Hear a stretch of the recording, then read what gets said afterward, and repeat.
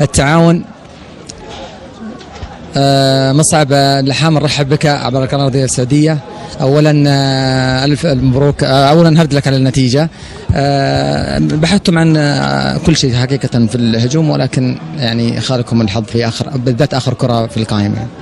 يعني بسم الله الرحمن الرحيم، مبروك نادي التعاون، حرك نادي نجران. مثل ما حكيت يعني سوء الطالع، بس ما توفقناش استغلال الفرص يعني، وهي حال كرة القدم. مثل ما يعني مش راح تسجل مستغلش الفرص راح يسجل فيك اكيد، لكن ان شاء الله يكون لنا درس نتعلم للمباريات الجايه ان شاء الله. قدر الله ما شاء فعل، والف مبروك لنادي التعاون، وهارد لك الى نادي نجران مره ثانيه.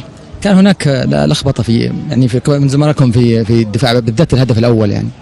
اكيد يعني انه يمكن عدم انسجام، يعني طبعا تعرف انه اللاعب وحيد بيلعب محور، لكن اضطر المدرب يلعبه قلب دفاع بجانب اللاعب فريد.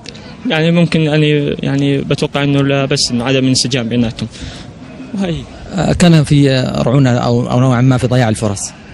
طبعا اكيد يعني، واكيد يعني، وانا كمان من هذول اللاعبين يعني ان شاء الله بتعلم المرات الجايه بستغل الفرص.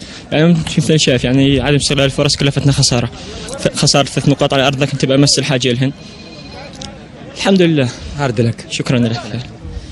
إذا أعزائي المشاهدين، كان معنا مصعب اللحام لاعب فريق نجران.